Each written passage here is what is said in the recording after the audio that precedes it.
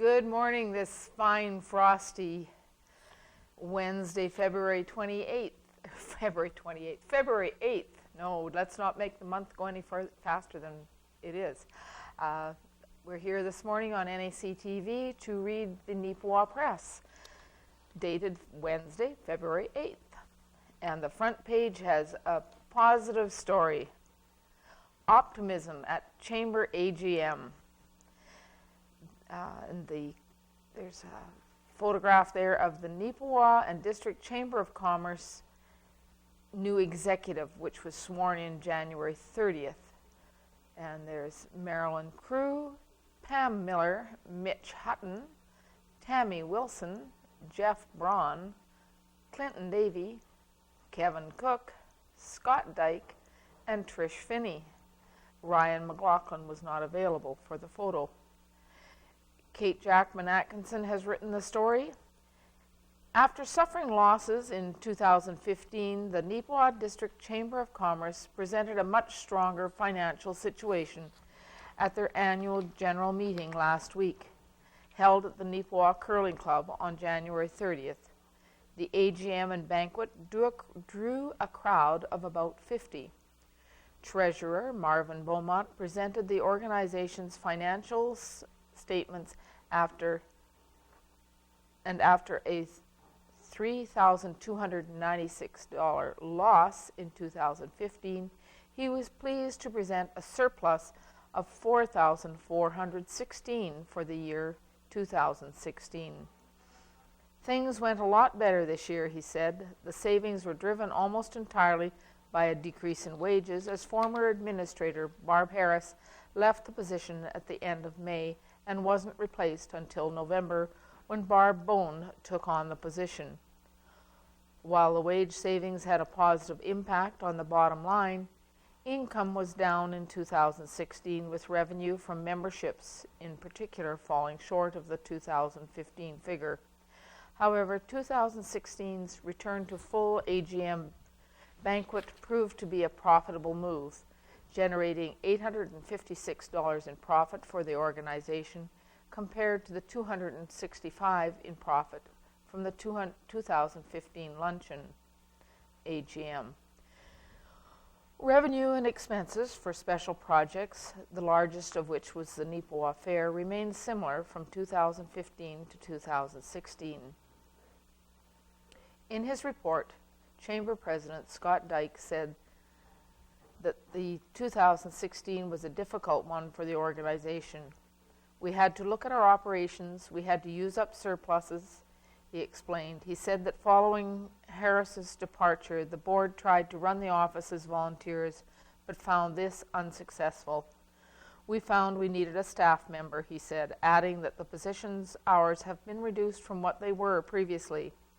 He said that they will continue to monitor operations and keep the organization viable, but added that they don't want to get sidetracked from their initiatives, such as promoting local shopping. Dyke talked about the Chamber's events, including their largest one, the Neepawa Fair. He explained that there was a growth in activities, including the return of the parade, and attendance was strong. Their decision to move the entertainment inside for 2016 proved to be a good one, with an attendance of about 100 people. He added that they had good feedback from the Midway, who said it is one of the best events they attend. The 2017 fair will take place May 26th to 28th. Dyke also noted the success of What's the Big Idea, an entrepreneurship conference and competition hosted by the Economic Development Offices of Neepawa and Minnedosa. Last year marked the event's second year. It's been a benefit to the business community, he said. Looking towards 2017, Dyke said they will continue with member surveys and the popular Business After 5 social events, as well as further enhance their administrative focus and better inform members about programs. Once such programs they want to promote is Chamber Bucks, a currency produced by the Chamber which can be spent at any member's business. The business then takes the bucks to the Chamber office where they are redeemed for cash. The AGM ended with the election of officers. Returning board members were Scott Dyke, Marilyn Crew, Trish Finney, Clinton Davey, Jeff Braun, Ryan McLaughlin, Mitch Hutton, and Tammy Wilson. Newcomers to the board are Pam Miller and Kevin Cook. Dyke thanked outgoing board members Marvin Beaumont, Don Dufort, Ashley Munka, Troy Much, and Cindy Hawken for their service. Dyke added there are still available board seats should anyone be interested in joining. The AGM also included 3 presentations, 2 from What's the Big Idea winners, Kennedy Baker and Tim Wiebe, and 1 from Manitoba Chamber of Commerce President Chuck Davidson. Baker, a 17-year-old grade 12 student at NACI, is a lifelong artist whose design work has included logos and comic books. Baker attended What's the Big Idea with her custom-designed shoe business, which began when she made a pair for herself. She explained that she saw a pair of shoes online and she was unable to find somewhere to buy them. She hand-painted her own pair. That first pair led to requests from others to make more. She started the business to combine doing something she loves and making people happy. Baker has since made a pair for the Winnipeg Jets, which were sold before the first period of a game was over. It's very busy and exciting time, said Baker. I didn't think things like this happened, but they do. The big winner from this year's What's the Big Idea was Avion Harvest, a company co-owned by Tim Wiebe and Louis Poole. Wiebe of Eden spoke about the business which packages and wholesales grains and pulses. Wiebe, who works as a machinist at High Life Foods, explained he's always been entrepreneurial and was approached to buy a Carberry company that packaged yellow peas for the wholesale market. He and Poole purchased the company and began to work on both the company's machinery and getting the product back into the grocery market. They had expanded their product offering to 7 different grains and legumes and are now selling their products in 28 stores, which include co-ops, health food stores, and Winnipeg Save-On Food locations. Everything begins with an idea, said Wiebe. Davidson spoke about the Manitoba Chamber of Commerce, which is the umbrella organization for the 70 individual chambers throughout Manitoba. He explained that they cover 10,000 businesses and champions to sustainable economic development in the province. The Manitoba Chamber of Commerce, explained Davidson, focuses primarily on policy development and advocacy. We are the voice of business in Manitoba, he said. This position gives them access to decision makers in senior levels of government and provides an avenue for business owners to share their challenges and help develop policy. The federal and provincial governments are always asking our opinion, he said. This avenue is especially important right now given the provincial government's current consultations on red tape. The Workers' Compensation Board Act and the Northern Economic Development.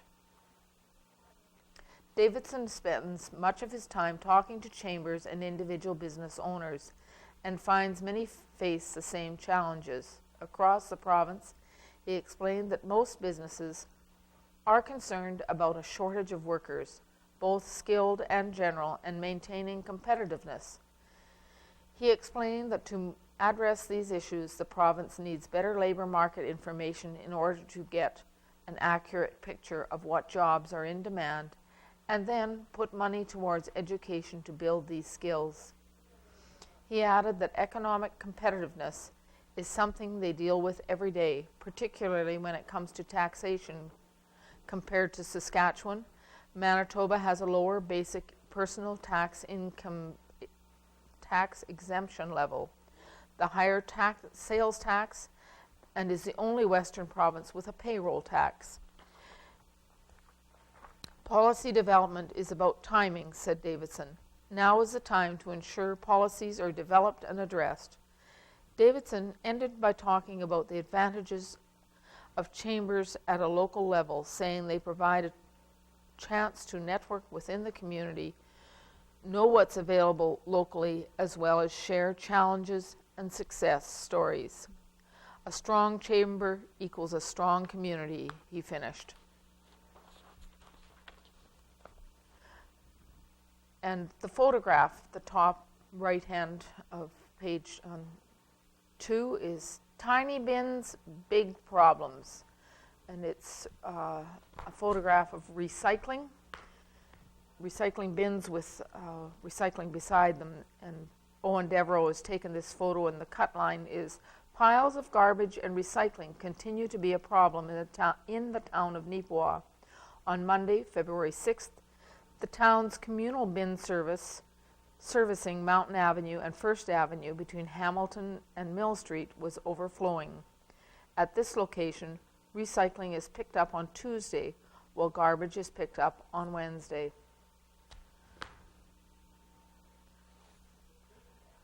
Tiny bins, big problems. And page 3, Neepawa Press Looking Back by Cecil Pittman.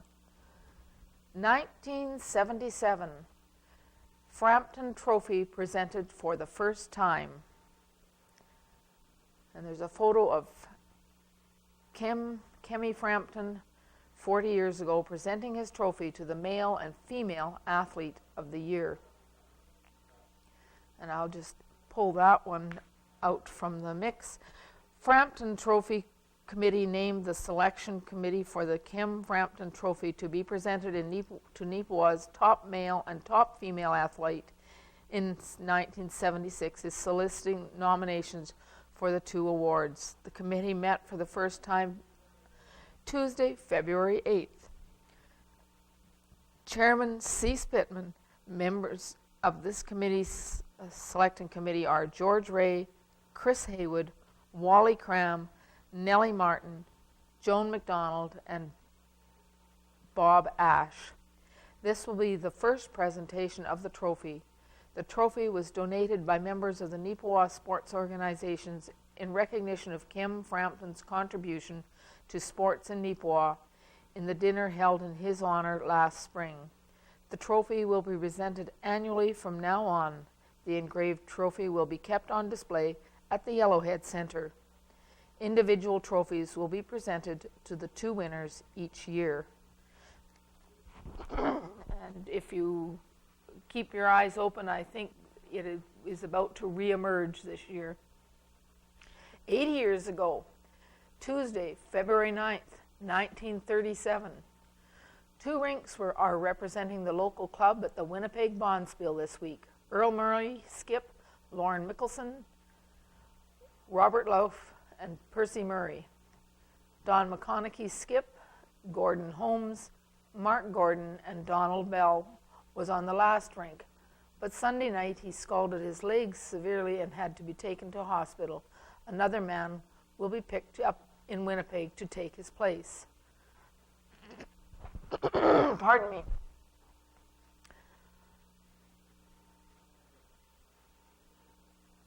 "70 years ago, Dr. W. Lewin Marshall, 50, of 5 Jesse Block, died Thursday at the Winnipeg General Hospital. Dr. Marshall was born in Neustadt, Ontario, the son of the late Dr. and Mrs. Robert Marshall. He was a veteran of the Royal Flying Corps of World War I and served with the Imperial Coast Patrol in England, holding the rank of lieutenant. He was a member of the Wartime Pilots Association. Besides his widow, Retta, he is survived by his sister, Margaret Odell of Carstairs, Alberta. The funeral service was held on Monday in the Gardeniers Funeral Chapel. The body will be taken to Carberry for burial in the family plot. Dr. Marshall formerly resided in Carberry and was well known in Neepawa, where he had many friends and patients. For quite some time, he had made regular visits to Neepawa in the interests of his patients. We may get back to some of those looking back over the years. You can pick up a copy of the paper and read the ones I miss. Local artist helps refugee family come to Canada. The South Mountain Refugee Sponsorship Committee, SMRSC, is calling on local artists and art lovers to help them bring a refugee family to Canada. The organization was founded last September and will be hosting an art auction fundraiser on Saturday, February 11th from 1:30 to 4 p.m. at the Minnedosa United Church, 48 Main Street South. Committee members Natasha Perrin explains why this fundraiser was chosen. A number of our board members indicated they had art they would be willing to donate for a sale, and we talked about having lots of talented local artists, so we decided to do an art auction. The sale will be live with viewing running from 1:30 until 2 when the auction will start. The donated pieces will have a suggested minimum bid to recognize the time and skill involved in their creation.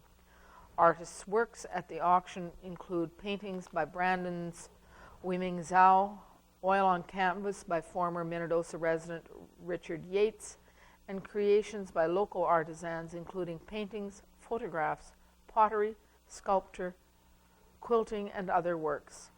Local artists had until February 7th to drop off pieces for inclusion in the sale. SMRSC was formally established last September when residents from the Minnedosa and Erickson areas joined together to help a refugee family in need of resettlement. The board includes 10 people, though parents and others in the community have expressed interest in helping the family settle once they arrived. Canada is one of only a handful of countries to allow private citizens to sponsor refugees.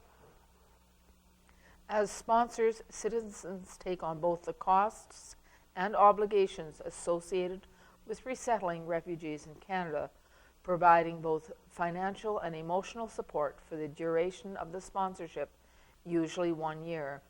To date, they have collected about $8,000 of their $30,000 goal.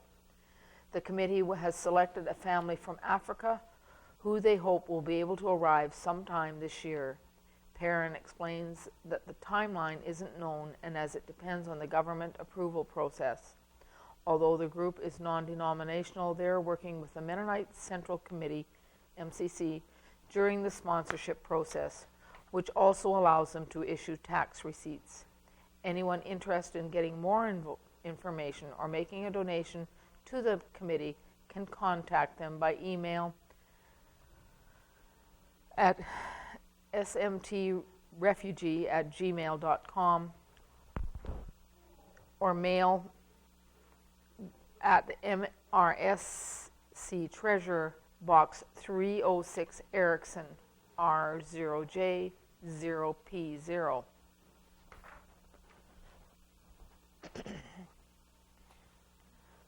And there's some 2 letters from on the opinion page, Neepawa Press Opinion.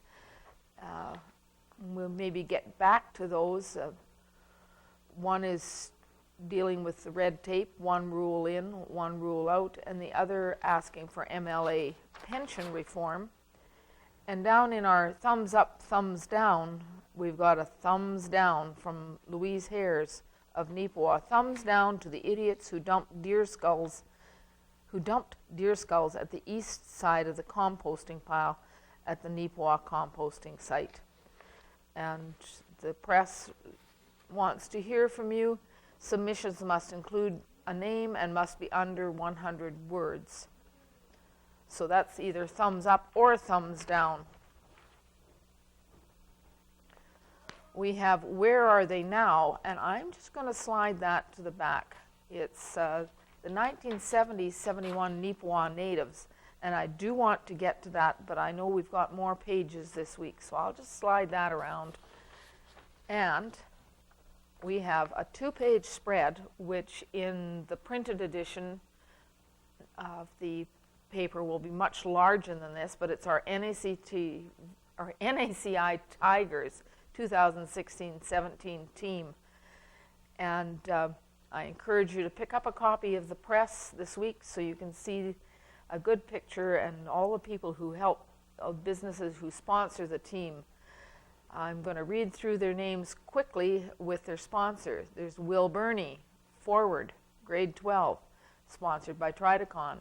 Brendan Funk, goaltender, grade 11, sponsored by Co-op Neepawa, Gladstone Co-op. Rylan Hollier, number 18, defense, grade 10, Westward Ford. Jess Jones, defense, grade 11. His sponsor is Eileen Clark, MLA. Ryan Kostenchuk, forward, grade 12, sponsored by Marika's Therapy Clinic. Seth Corey is our coach, sponsored by the town of Neepawa. Bryce Kasugak, forward, grade 11, sponsored by Dr. Gerard Murray, optometrist. Reese Lewis, defense, grade 11, Stony Creek Transport. Brady McLeod, forward, grade 11, TAC Ventures, sponsored. Baron Mitchler, forward, grade 12, Neepawa Pharmacy. Dylan O'Shannock, defense, grade 12, McLaughlin GM. Trent Joy, coach, John's Electric. Ben Ranka, forward, grade 10, Step Into Action Physiotherapy. Will Ranka, defense, grade 12, Twin Motors Dauphin. Des Ramsey, goaltender, grade 10, Dairy Queen. Wiley Speece, forward, grade 10, BMO Bank of Montreal. Tyson Stansky, forward, grade 11, Giant Tiger. Royce Hollier, coach, Ben's Auto Repair. Brian Toderick, defense, grade 10, Harris Pharmacy. Brennan Weeb, forward, grade 12, Gill & Small Agencies. Alex Woloski, forward, grade 12, Performance Auto and Brake Service. Landon Young, defense, grade 12, Safeway. And the Neepawa Press, Beautiful Plains School Division are pleased to feature this page. And the team manager, Mark Ranka, sponsored by NAC TV. So if you want to see that and clip it out and have all those players, thanks to all those who dedicate so much time to help young people be part of a sports team, parents and coaches and sponsors, and all the rink staff. Page 8, a great weekend for Neepawa figure skating. And we had photos submitted of our 4 precision teams. Top left is the Neepawa Figure Skating Club's Beginner 1 team. On the right, Beginning 2 team. On the bottom left, Elementary team. And on the bottom right, the pre-novice team. And this was submitted to us. Neepawa's Ice Precise synchronized skating teams had a strong showing in their first competition of the season in Morden on Saturday, January 21st at the Manitoba Synchronized Skating Competition Championships. Cynthia Chartrand, the coach of all 4 teams, was very happy with the team's progress. Mini Ice Precise, our Beginner 1 team, performed their Dance With Me Tonight routine and came home with a bronze ribbon. For the majority of this team, it was their very first synchro competition. This team consists of Peyton Campbell, Taya Campbell, Jaden Defoe, Olivia Koselny, Bailey Podruski, Ali Pollock, Annika Shepper, Dimitri Smith, Elisa Thompson, and Ava Wachowski. Little Ice Precise, our Beginner 2 team, skated their Pretenders routine and came home with a silver ribbon. This team consists of Ashley Bray, Zyrakate Beluson, Ivory Gehring, Ashley Laus, Elisa Nadeau, Ashley Nadeau, Claire Nicholson, Lena Stadnick, McKenna Sumner, and Sarah Thompson. Our elementary team showed off their strong skating skills and speed through their performance of Footloose. This team consists of Claire Beaumont, Vanessa Falk, Kiana Gunnarsson, Kiera Major, Kirstina Polonyuk, Cordelia Smith, Amber Wachowski, and Kyla Wachowski. They won the silver medal. Despite having a last-minute injury, the pre-novice team showed their determination with their fifth-place performance. The team consists of Annika Atke, Jenna Beaumont, Brooklyn Chartrand, Kara Ellis, Carissa Ellis, Cecilia Holm, Ali Jakubowski, Haley Lindsay, Simone Lavasseur, Caitlin Stevenson, and Claire Tomaninko. Shaw TV filmed this event, and it was aired on Shaw TV Winnipeg on Saturday, January 28th. Coach Cynthia Chartrand was interviewed, as was Lena Stadnick, Dimitri Smith, and manager Kim Smith. In case you missed the broadcast, check it out on Shaw TV Winnipeg's Facebook page to get the link. And it's a 2-hour program, and those interviews with our local girls are rather nice. NACI Tigers secure a place in playoffs by Owen Devereaux. And he has a photograph with our Neepawa goalie set to make a save. NACI goaltender Des Ramsey slides across the crease during the second period of the NACI Tigers' 3-1 victory over the Crocus Plainsmen on Wednesday, February 1st. A pair of recent wins have assured that the NACI Tigers a spot in the Westman High School Hockey League's playoffs. The only question now is who will challenge them. The Tigers played 3 games within the past 7 days, first facing the Crocus Plainsmen on Wednesday, February 1st. A pair of late goals from forward Bryce Kasugek helped propel NACI to a 3-1 win. This victory improved the Tigers' record to 10-6-4 and lifted them into 5th place in the Westman School Hockey League standings. The game, played at the Yellowhead Centre, started slowly for both sides from an offensive perspective, as goaltenders Des Ramsey and Dawson Green kept it scoreless in the first 20 minutes of play. It was more of the same into the second until the 6:03 mark, as Tigers forward Brennan Weeb found the back of the net on a power play opportunity. In the third, Crocus Plains pushed hard for an equalizer, and that effort would play off quickly. Plainsman forward Hayden Gould charged towards the net just at 1:39 into the third and was able to set a quick shot to tie the score at 1-1. Crocus Plains continued to push the pace but couldn't solve Ramsey.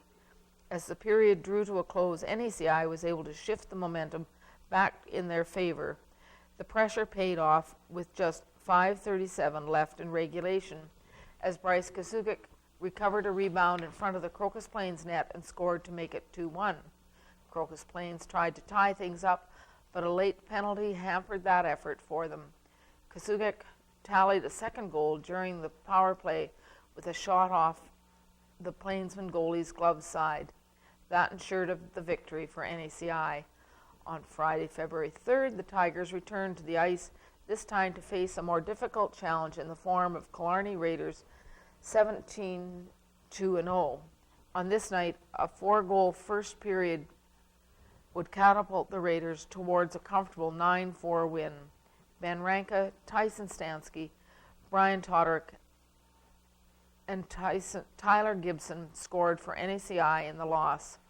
With no time to wallow on the Killarney game, NACI bounced back to an impressive fashion with a 9-1 decision over the Souris Reston Tigers on Saturday, February 4th. Scoring details on this matchup held in Reston were not available before press publication deadline.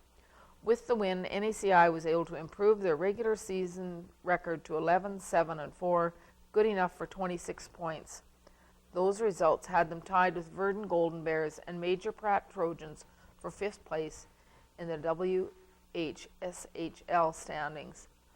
As of Monday, February 6th, however, Major Pratt did have 2 games in hand on the schedule on both NACI and Verdon. The final 2 games of the regular season for the Tigers are this weekend.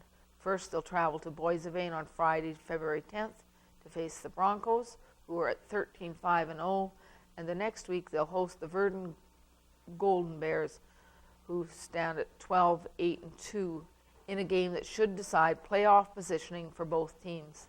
The start time for the matchup at the Yellowhead Centre is set for 7:15, and that's Friday, February 10th. NACI athletic results: Wednesday, February 1st, varsity basketball,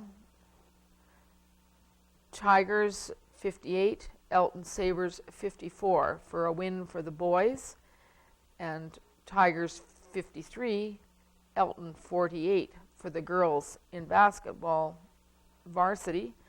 And junior varsity, Minnedosa Chancellors 26, NACI Tigers 24 for the girls, and that's girls junior varsity, Minnedosa over Neepawa 26-24. The week in review for the NACT, for the Neepawa natives, because we were not able to read all the sports that were in the Neepawa banner last week, but Friday there was a Neepawa natives versus OCN. There was 2 away games up at OCN, and natives 4, OCN 5, and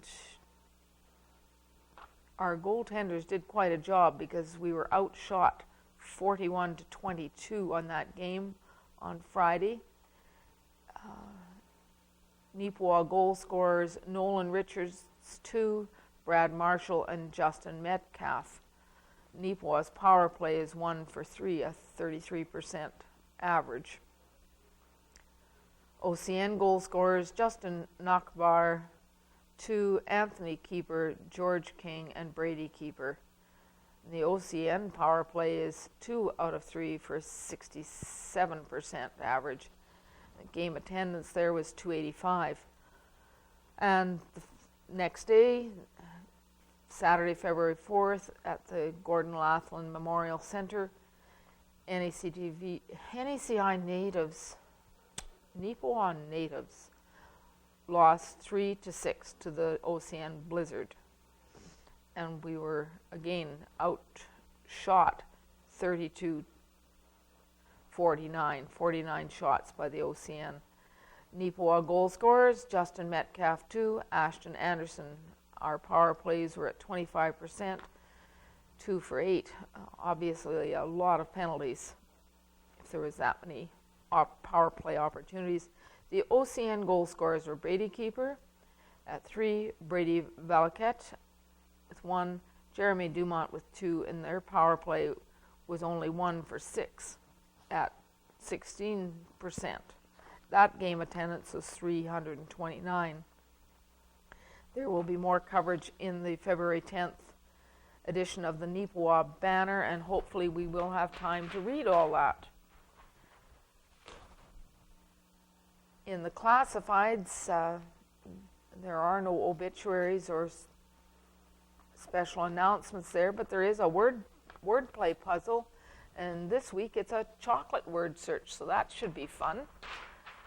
So if you pick up a copy of the paper, you can do a chocolate word search, which is appropriate for February and Valentine's Day.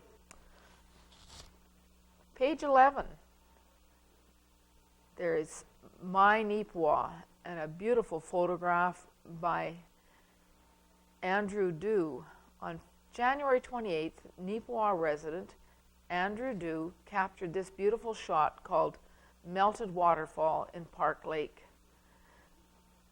And he's gotten a beautiful shot of the water riffling over the dam at Park Lake. And below that is a hats off for a community fundraiser. With the hats lined up, the stage is set for this year's NHL hat auction on February 11th, organized by the Beautiful Plains Community Foundation. The committee members, Brad Walker at the left and Jamie Denbo on the right, explain that this is an important fundraiser for the foundation. Last year, the event netted about $8,000 for the foundation, which provides grants to local not-for-profit groups.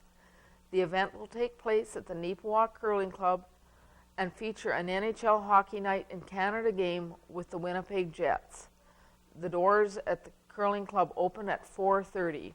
I do believe there is also food available at that event, so that would be a good activity on February 11th. There's never a shortage of things to do. We have plenty of time, I do believe, and we'll go back to page 5 with Rick Sparling's Where Are They Now? And it's the 1970-71 Neepawa natives. There's a photograph of them. Manitoba's Southwest hockey champions, the 70-71 Neepawa natives, and this was senior men's hockey. Back row, Jim Easton, Ian Kingdon, Norm Koborinsky, Harvey Ebner, Barry Brooking, Les Thompson, Jim Sangster, Bob Jasky, Murray Wilkie, and Larry Evans. Front row, Cecil Bolton, Clayton Hainstock, Don Martin, Cecil Pittman, Alan Griffiths, and Don Smith, coach. In 1970-71 season, the Neepawa natives won the Southwest Hockey League Championship. Jim Sangster took his schooling in Stoughton, Saskatchewan, and graduated from the University of Saskatchewan with a degree in phys ed. He became a teacher at the Collegiate in Minnedosa from 1970 to 75, teaching physical education. He worked for the Department of Education. He was principal at Easterville and Amaranth, and finally moved to Grand Rapids, Manitoba, where he was vice principal and taught math and shop. He married Linda Furland.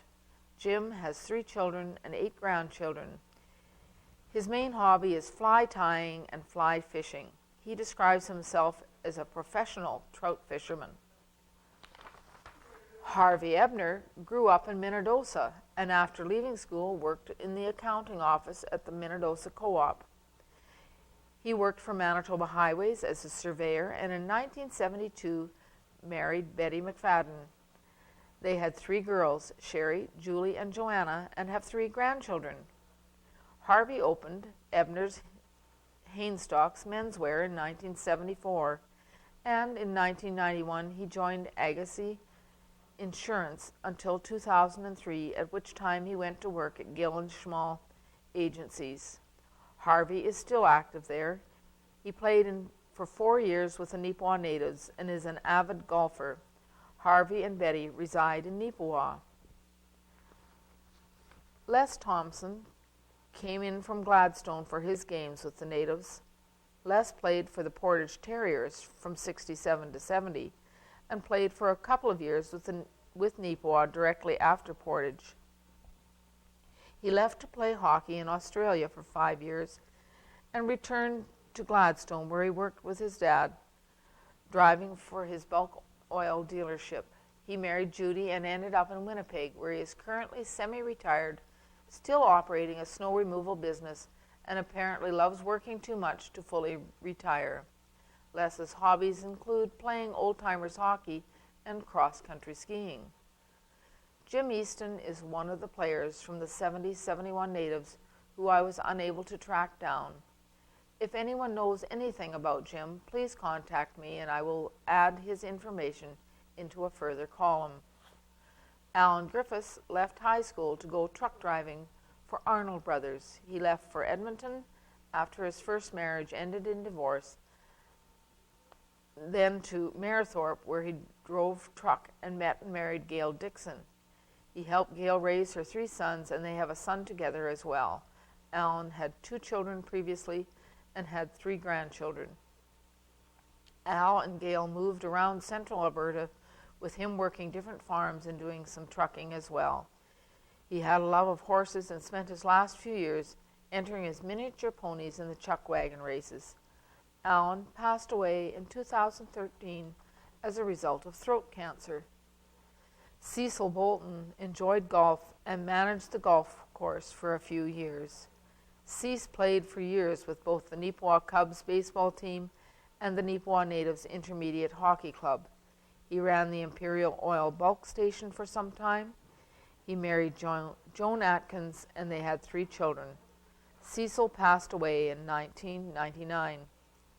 Murray Wilkie left Neepawa to play for the Brandon Wheat Kings and did some schooling there until he left to pursue a hockey career. Murray spent over 20 years playing hockey in the winter. See page 682 in the book for details. And he leased the Texaco garage up at Clear Lake in the summer. After hockey, he moved to Winnipeg, where he owned the franchise for Plainsman Equipment. He married Linda Young in 1974, and they have 2 children, Clint and Kim, and 6 grandchildren. Murray continued on with hockey, playing old-timers up until 2014. The Wilkies live in West St. Paul. Murray keeps busy with working on skidoos, log splitters, a Jeep, and a variety of other mechanical machines, and also has his farm just west of Neepawa near Franklin. He currently leases that out to the Bogoski family. Larry Evans played some junior hockey with the Wheat Kings and the Winnipeg Rangers. Upon his return to Neepawa, he got involved in the family business, restaurant bowling alley, and played for the Neepawa Natives for many years. Larry just recently sold his business to the Boston Pizza Group. He married Nancy Hunter, and they reside in Neepawa. Bob Jaska worked for his father's construction company in Brandon after leaving school and eventually took over that business. He then worked for 22 years with Manitoba Housing and retired from there in 2014.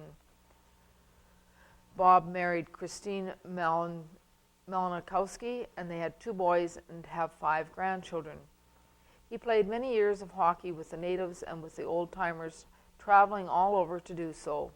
Bob does some golfing and still resides in Brandon. Norm Koborinsky grew up on a farm outside of Lanigan, Saskatchewan, took all his schooling at a small rural school in Loyola. He played some junior hockey at Humboldt and some juvenile in North Battleford, 1955. He went to Davidson and played some hockey for the Maidstone Jets in 1956. Norm married Sharon Hogan, and they had 2 children and have 3 grandchildren. Norm came to Neepawa to work for the Neepawa Gladstone Co-op in 1970 and played for the Natives for 2 years. He likes to do some golfing and reading, and the Koborinskis have retired to Medicine Hat, Alberta. Ed Williams received all his education in Neepawa and went to work in his dad's store, Williams Tomboy, until Reg passed away in 1986, at which time Ed took over the business. The Rowe brothers worked for Ed for years, and he sold it to them in 1996. Ed joined up as a caseworker at Touchwood Park and stayed there for 20 years until his retirement in 2016. He married Gwen Moore, and they have 2 children. Ed travels over to Carberry twice a week to work at a crisis house there, and the Williams still reside in Neepawa. Don Martin played some junior hockey with the Wheat Kings and the St. Boniface Canadians, and returned to Neepawa to his mixed farming operation. While living on the farm, he played 20 consecutive years for the Neepawa Cubs baseball team and played for many years with the Natives Hockey Club. Don also coached for some time in the minor hockey system. He married Eleanor Anderson, and they have had 3 children and have 3 grandchildren. Don continues to live on the farm. Barry Brooking left Treeherne in 1965 to start a teaching career in Minnedosa, which lasted for 36 years, and he retired in 2001. Barry married Dorothy Litton, and they had 3 children and 5 grandkids. He played for the Natives from 1967 until 1972, and played another 6 years with the Minnedosa Bombers after that. Barry follows the Wheat Kings in the winter and is an avid golfer in the summer. The Brookings live in Minnedosa. Don Smith lived in Hamiota, and since his father was a bank manager, moved on to Virden and Binscarth, as that profession demanded. He received his education in those 3 towns. He was in Binscarth when Don met and married Dorothy Gray.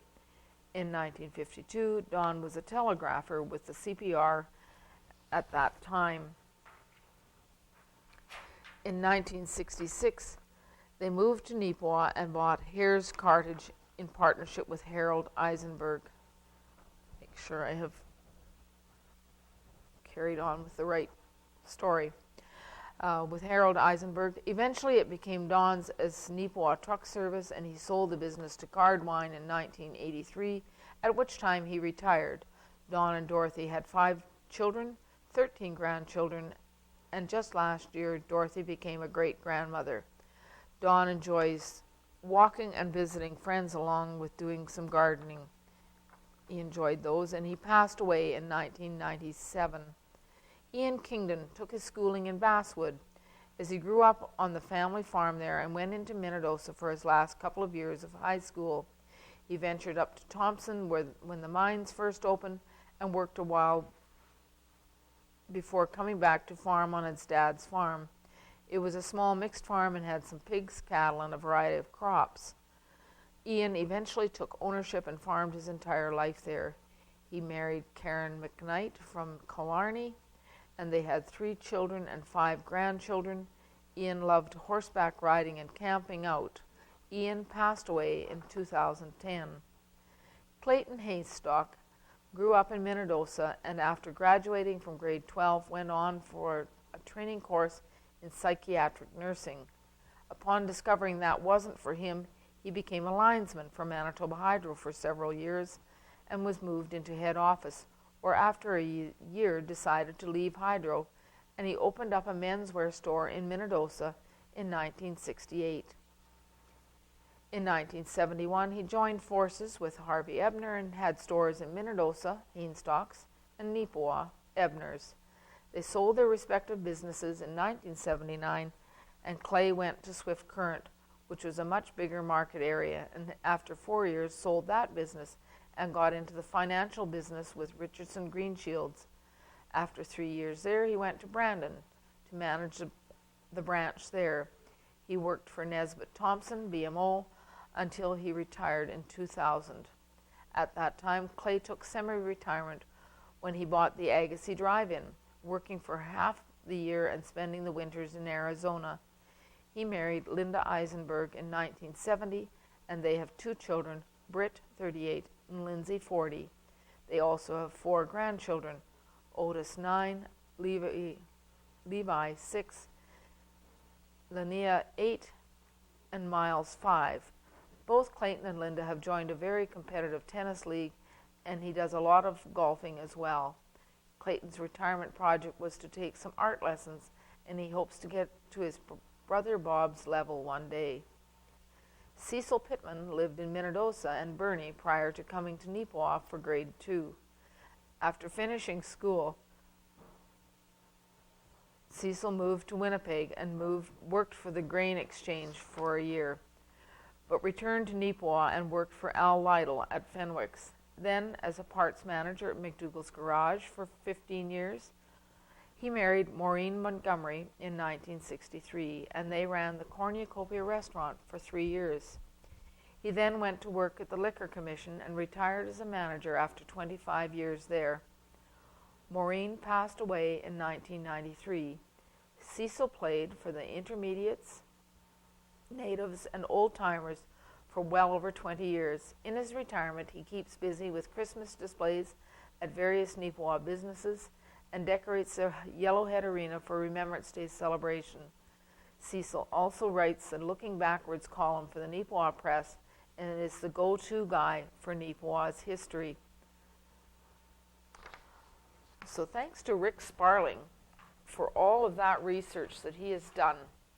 And I see I do have a few minutes left, and it's a toss-up. Do we go back to the banner and read some sports, or read a couple of opinion pieces that are in the press? Those are not local. So I'm going to make a judgment call, and I'm going to go back to the Neepawa banner, something that would have been unheard of a year and a half ago. And Kathy did her best to cover those stories last week, but there was just a lot to read, and in the next few minutes I will read a little bit of the detail from last week's sports. Neepawa natives win one and drop pair by Owen Devereaux, and that goes back to games on January 29th. The Neepawa natives have found themselves unable to keep pace in the MJHL's playoff race. The club has dropped 6 of their last 7 games, including a pair of critical matches against one of the teams they're chasing, the Dauphin Kings. The most recent loss at that time was a 4-1 decision on Tuesday, January 31st, at Dauphin's Credit Union Centre. Justin Metcalf scored the only goal of the night for Neepawa, notching his 26th goal and 43rd point of the season. Before the Dauphin showdown, Neepawa had a pair of games at home this past weekend, one of which had some added significance as it was the team's 1,500th game in the MJHL. The team would not disappoint the fans and former alumni in attendance as they earned an impressive 5-4 comeback victory over the Selkirk Steelers. The Steelers jumped out to an early advantage and were able to secure a 3-2 lead heading into the third period. Zach Johnson and Brad Marshall scored early for the natives.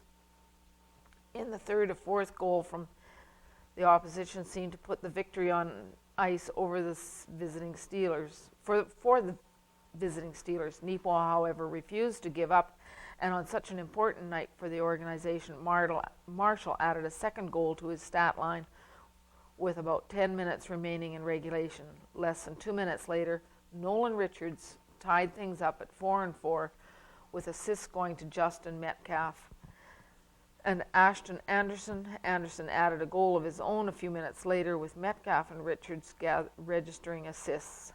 That goal provided Neepawa with their first lead of the night, and more importantly, energized the 512 fans in attendance. Despite a strong late-game push from Selkirk to tie things up and send the night into overtime, the natives held on for a tremendous 5-4 victory. After the game, head coach Dustin Howden said that the never-give-up attitude of the entire bench was exactly what he and the coaching staff wanted to see. It seems as though we're a team that never likes to do it easy, but we do seem to save the best for last. Everyone just got better as the game went on. They focused in on what was needed to be done, played smart, and came through when it mattered, said Howden. Our power play scored tonight. The scoring was spread out amongst our lines. Even those who aren't on the score sheet tonight contributed in other ways, either by shutting down Selkirk's playmakers or creating opportunities for ours. Tyler Gutenberg had a busy night in goal, but he answered the challenge, so this was a good night. And there's more detail on the other game. Tiger Hills Hockey League, an 8-2 win. Their regular season ends with Neepawa at the top of the East Division, and they're still waiting to find out who they will play in the playoffs. And the Chiefs keep winning when it matters are the Manitoba AAA Midget Hockey League. Chiefs have been having some wins as well. So we have a lot of things that are happening in the community and around and about. And just a reminder that NACTV, which is seen on WCG 12, MTS 30, and Bell 592, is appreciative and always in need of your support. Your viewership is greatly appreciated at all times. And to remember that this is our special fundraising month coming up with the talent show, and pledges that if you know of a group that should be participating in our talent night, that would be wonderful. Get a hold of Nikki in our office.